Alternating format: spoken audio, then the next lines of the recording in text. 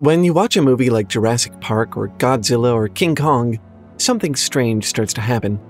Beneath the excitement of the destruction and the fighting, these towering beasts and how they're designed, they make you feel something. Something you probably also feel when you see the huge silhouette of a whale passing beneath your vessel, the first time you see how ridiculously big a moose actually is in person, when you stand among the towering redwoods. And I've been wondering, what is that? What is that emotion you're experiencing? A lot of things, probably, but I'm certain that they mostly stem from the simple realization that you are small. They make you feel small. That sounds obvious, but it's important, and I think, with all your human self-import, it's an easy thing to forget. They break through your self-confidence and make you feel odd, unsafe, impotent, unsecured. You feel almost as if you're being pulled into their orbit. It's no wonder these behemoths show up in so much fiction. From a speculative standpoint, they really give authors and artists a lot of interesting material to play with. How raw physics works upon them, how the ecosystem will react, how they evolved to be what they are, the effects of the square-cube law. That's all really fascinating stuff, and totally fair game, but I think there's something more fundamental here. Something that has less to do with biology and ecology, and more to do with size comparison and the dynamics that creates. It's enough to move entire worlds to a response, affect the psychology of a civilization, and move them to action. Which also makes it an incredible component for world building, thematically rich and narratively compelling. Ladies and gentlemen, for the benefit of your creative brains, I give you Giant Monsters.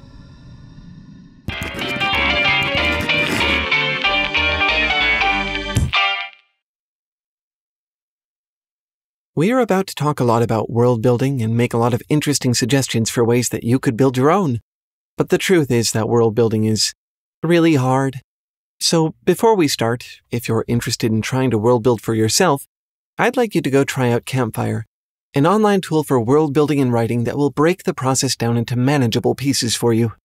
It really does turn this whole thing from a daunting challenge into something that's just really fun to get into.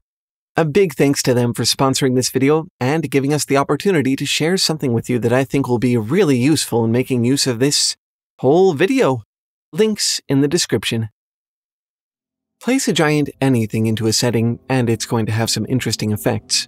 Make it a person and you end up with some really bizarre interpersonal dynamics, cannibalism, social hierarchies, the reflection of the self, all that fun stuff, which we are almost certainly going to talk about in another video. But make it something else, something alive, but not quite so much like you. Animals, plants, aliens, even incarnations of concepts? Well, now it's hard to know whether they're really malicious. It's just sort of nature, a sentient piece of nature, one that could destroy you without a second thought, that could end you and your way of life with ease, perhaps without even noticing, all on its own. There are endless examples of this in fiction. Some of them are predatorial, with an active animalistic drive to harm you. The man-eating titans from the anime Attack on Titan, with their lax, empty expressions and malformed silhouettes. The alien kaiju from the movie Pacific Rim, pouring in from an interdimensional rift in the ocean's floor to destroy the human race. Some of these giants are distinctly on the more benevolent side, actually offering help to the world's people in some fashion. I particularly love the oddly adorable Silt Striders from the third game in the Elder Scrolls franchise, Morrowind. Immense, imposing bugs that are docile enough to be used for what amounts to bus transit. I also love the idea of the fabricated behemoths that Scott Westerfield invented for his Leviathan book series.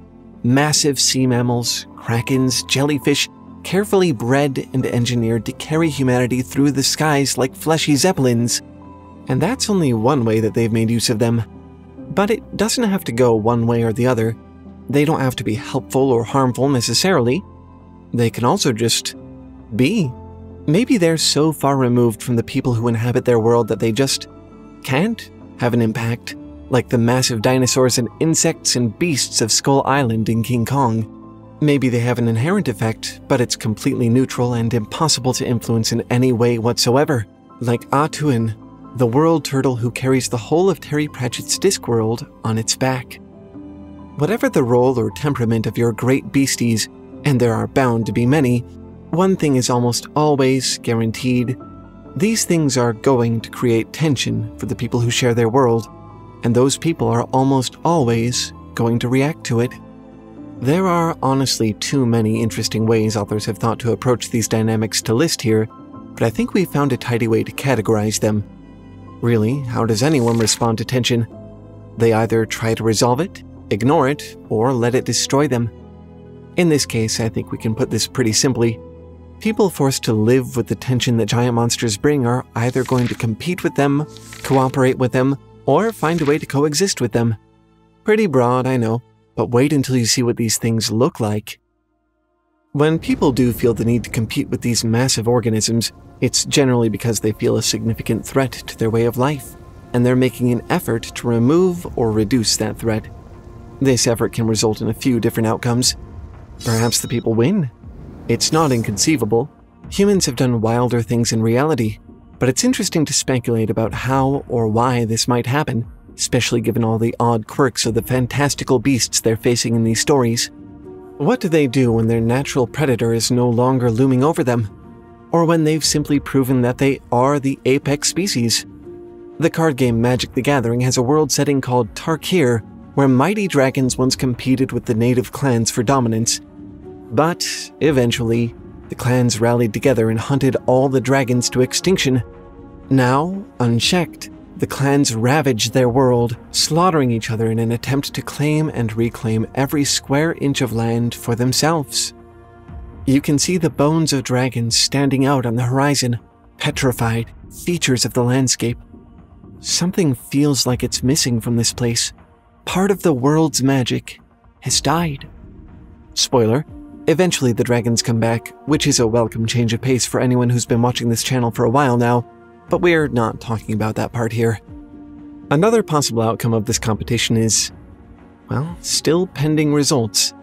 Maybe the people can't ever quite get the upper hand. Maybe the best they can do is struggle against a threat that is simply part of their world. I like this one a lot because I think it requires the most ongoing ingenuity. The inhabitants never get to just be done with the conflict. They have to shape their entire world around it, forever. I mentioned Attack on Titan earlier. It's a great example of this because to keep away their huge, hungry, uncannily childlike predators, they've developed tools like an impossibly large set of protective perimeter walls, as well as an apparatus that they call vertical maneuvering equipment, which allows their military to at least sort of compete with the threat. Not really a solution per se, but it's something at least. Another example I really like, also from Magic the Gathering, is the world of Ikoria, which is overflowing with huge, dangerous, unpredictable monsters. To enjoy any kind of stability at all, the peoples of this world have had to adapt and develop creative approaches to habitation. Massive walls and ranks of monster-killing soldiers, a moat of lava and a city built into the side of a volcano. And best of all, in my opinion, a floating city of balloons and aircraft designed to hang in the sky, far above the dangers. Maybe none of these are ideal living conditions, but they are at least living conditions.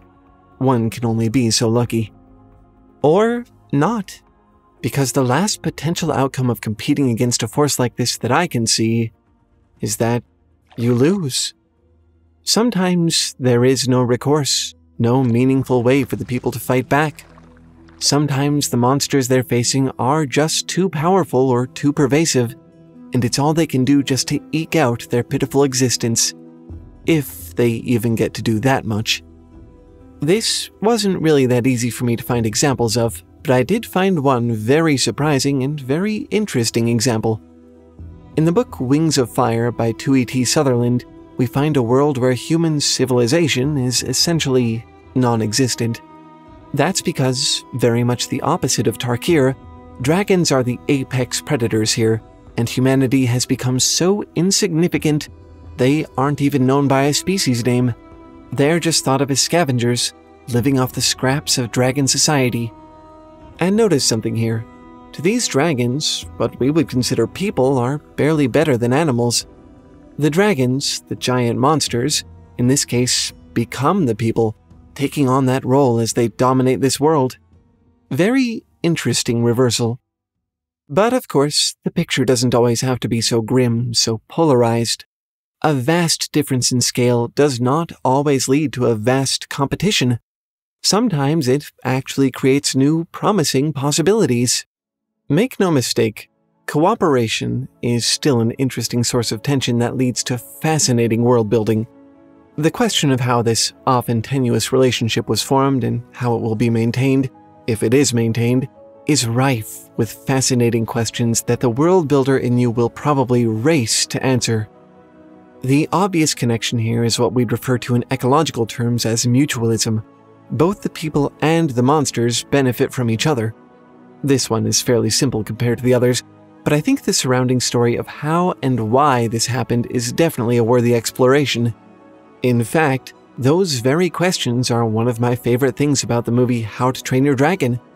Initially militant, ready to murder any of these huge, fire-breathing, sheep-stealing, warrior-killing beasts that come to their lands, the people of this world eventually realize that they actually share a similar conflict with the dragons, an even bigger threat holding them under its control.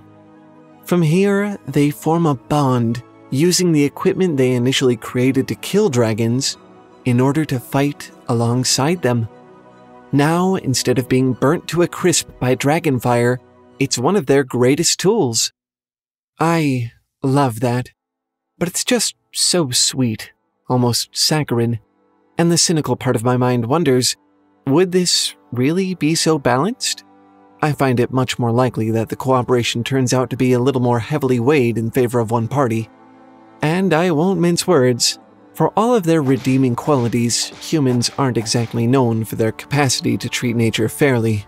So I can certainly see a relationship far more akin to parasitism developing here. My favorite example of this is probably something that occurs in China Miéville's amazing book, The Scar, which has easily some of the coolest world building I've ever seen. The floating city of Armada, made from thousands of boats, connected by gangplanks and netting, travels the sea very slowly by way of a fleet of tugboats. Not very efficient at all. So, what do? They summon an Avanc, a mile-long sea creature too large to exist comfortably in the seas as they are, which swims in and out of the inky depths of reality. They bind it with thaumaturgy and strange sciences, connect it to an immense harness, and chain it to their city like a chariot. And it works fabulously for them. Until it doesn't. The Avanc isn't made for this world.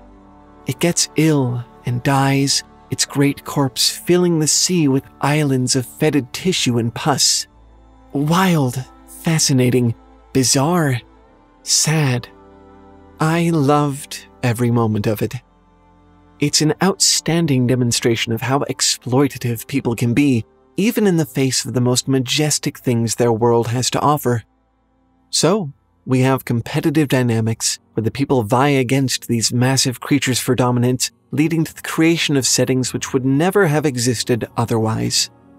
We also have cooperative relationships, where the difference in scale is actually a source of enrichment, and worlds collide into a new, interesting, harmonious setting, provided they can just be a little less opportunistic for a hot second. But those are only the good and the bad here. Really, it doesn't have to be either. As I said earlier, sometimes they simply coexist, which in its own way also creates a surprisingly large amount of tension, because the possibility is always there. No matter how removed these creatures are, how ambivalent, that difference in scale is impossible to ignore. The knowledge that just one of these things could destroy you and everything you love without much thought at all? No way not to be moved by that. And if you do see it as a potential source of power, if only you could get your hands on it, figure out how to harness it, that thought will probably haunt you for as long as you share the same world. Which, in its own way, also creates a surprisingly large amount of tension. I mentioned Skull Island near the start of the video.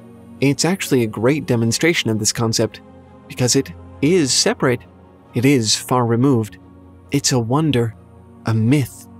It's fascinating and intriguing, and the dinosaurs and beasts, even King Kong himself, we find out, would certainly wreak havoc on mankind if they could. But they can't. On the flip side, it may also be this isolation from humanity that's allowed the island to thrive in this way. But that distance cannot last. Humans cannot know about this thing, stand in awe of it, and simply sit with that tension. They have to go to the island, bring back a prize, and we all know how that turns out. The tension is palpable from the moment we first hear about Skull Island, and it's more than a curiosity about the unknown. Sometimes that kind of intervention is literally impossible, though. As I also mentioned near the start, Atuin, the world turtle from Terry Pratchett's Discworld, carries the entire planet, or disk that is, on its back. And that's about it. On occasion, it protects the disk from meteorites with its flippers and beak, and is careful to swim through the cosmos gently, but is otherwise so far removed from the happenings upon the disk itself that the denizens hardly even know anything about it at all. And there's a majesty in that. Something about a creature this size, this much vastly larger, existing in the same reality as you, that you just can't ignore. That itself is a piece of the setting. The very presence of a creature like this enriches and mystifies the world. And, in an interesting way, I think these fictional behemoths do the same thing for you, the audience. Even though they're not really a part of your world, I think they call upon something that is very real. I mentioned how small they make you feel right at the video start. That's true, but I think it's more than that as well. In watching all these different people struggle against this as a threat, draw on it as a source of power, look upon it as a living wonder, don't you also begin to feel what these characters must be feeling? The knowledge buried deep beneath your sense of self, beneath your tribalism toward your species, beneath your anthropocentric perspective, that you are not the center of your world? Yes, humanity has clawed its way to dominance, but that doesn't mean the world belongs to you. You as a species have just become the predatory behemoth to the things smaller than you. You are but one thing in an amazingly complex planetary system. The world is not yours, and these creatures remind you of that. And, honestly, the world is far more interesting from that perspective, as we've seen. Now the question is, how will you harness that? What ideas does this give you, and how are you going to build your own worlds from them? It's kind of a big question though, isn't it? Really, how does anyone just make a world? If you don't already have a lot of experience doing it, it can be a pretty monstrous task. But it really doesn't have to be. Like all art, this should be fun, and I know a great way to make sure that happens. There's an online tool called Campfire that will change everything for you. It's such an easy, carefree experience. Instead of worrying about the monumental big picture of the thing, you can break it all down into bits and pieces and just make the parts of the thing that you really want to make. Think of it like a big toolbox that just makes everything manageable for you. You can use it to build character sheets, timelines, relationship webs. It even has a manuscript editor that lets you reference all your notes while you write. If that weren't enough, they also have a huge number of learning resources to teach you about the craft, as well as an entire platform to share your work on and get it discovered, if that's what you want. If not, don't worry. It's totally secure. Only the people you choose to share your work with will see it. You can create an account for free and get access to everything right from the start. But if you want to expand into bigger projects, Campfire can help you with that too. They let you pay only for the features you absolutely need, which means you can start a subscription for as low as 25 cents per month if you want. You can also pay a one-time upfront price if you don't feel like paying for a subscription. Visit the link in the description and use code TF to get 20% off your membership. It's truly one of the most accommodating tools I've ever found, and it really turns what could be a massive, daunting process into something fun and simple. Again, visit the link in the description and use code TF to get 20% off your lifetime membership. So, there you have it.